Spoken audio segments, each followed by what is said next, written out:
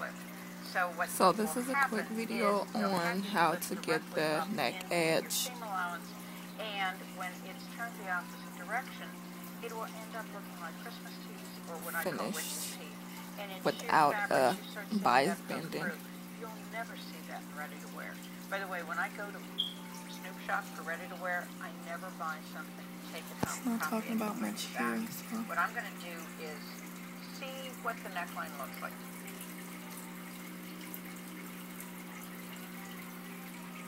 Fine.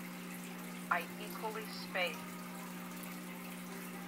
the collar coming off it. All I did was go to so this is how she got and I copied the interface part of the I equally spaced with my seam gauge exactly the facing of the amount that I needed running neck. all the way around, and that's how she copied it and so she it's all in here 1-to-1. And there is measured it equally down. There is a seam allowance on that. And there's seam allowance. Now this there. would normally be sewn to the back of a garment, but we're just going to do the front for the technique. Now, again, she stated this would normally be done to the back of a garment. Into my seam allowance directly at 5/8, and then we're going to go to the sewing machine, sew that. I'm going to show you how to grade who gets longer, who gets shorter, and how to trim it. Now this is going to be stitched at 5/8. She stitched it at 5/8. As I get to the pins, they're going to be removed. As you're stitching around a curve, you want to go a little bit slower. So go slow around the curve. And when the facing is turned to the wrong side, if you cut both layers she's of talking about the seam allowance facing the same depth, they start getting real thick and they start showing a ridge running through. Where if you grade one seam longer, one seam shorter, it buffers and it starts helping with taking down some of the bulk that we find running around necklines. So you always want to have the body of the garment with the longer grade. You want the body of the garment will be the shorter grade, but we're going to the longer grade. The longer through both first, because if you cut the shorter first, you can't get back to the longer. So you are now trimming off about a quarter of an inch. About a quarter of an inch, and then I'm going to go she cut back a quarter of an inch off both. And trim the facing only. Now she's cutting shorter. the facing of the neck exactly. edge shorter. Half inch, they say.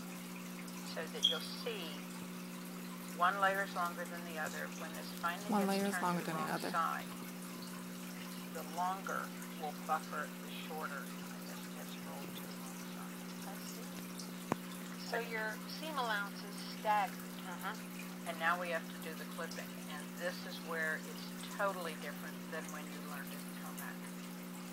Now I see how these seam allowances are staggered.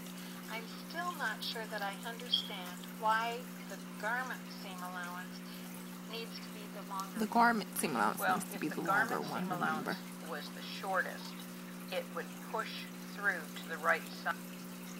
See them again. Plus, you'll get a much more pleasing curve running around the garment. Okay, this is what I've been so waiting this is how she for. cut it. I know we normally she cut it at an angle instead of Normally straight. it clips straight in, all the way around, and that's what also gives you that odd angle all the way around, because it just can open up that curve just so much.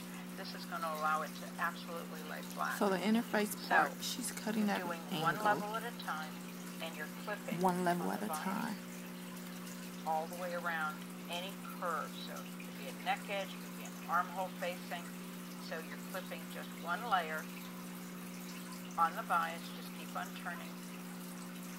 So you are at 45 degrees to the stitch line. 45 degrees. Rather than the directly into 90 degrees. Now, we've done one. We're going to do the other. So she did that side that way. Now she's going to do the longer grade in the opposite direction. Stick my scissors right between the two layers, and they don't have to be right underneath each other. You're just going around, don't have to be flipping each it other in the opposite direction. I can see by clipping each side separately that your clips aren't, well, and not only that, but they're When I lay the fabric, to line up, look what happens. This can lay absolutely flat. And where one clip has been made, the other fabric has closed up that opening. So you won't have any sections where you don't have any fabric. That there always will be a buffer for this whole area. Now we have to go to the ironing board, and I have to show you how this is going to the ironing board. Open and press to the wrong side. Now this is the perfect time to use the point press.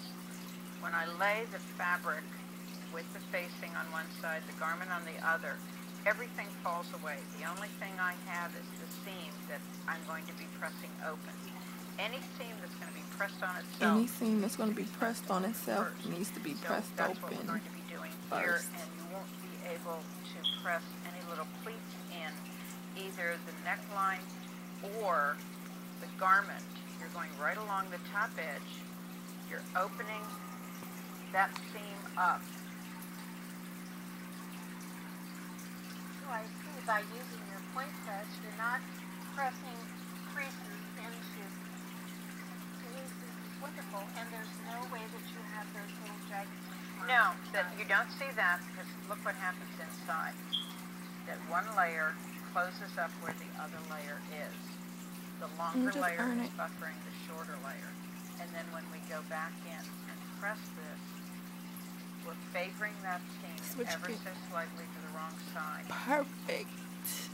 And all of that engineering. And it looked like she did a top stitch. And so there's your perfect curve. But there's no top stitch on the front. This is a technique that every sewer should know about to use.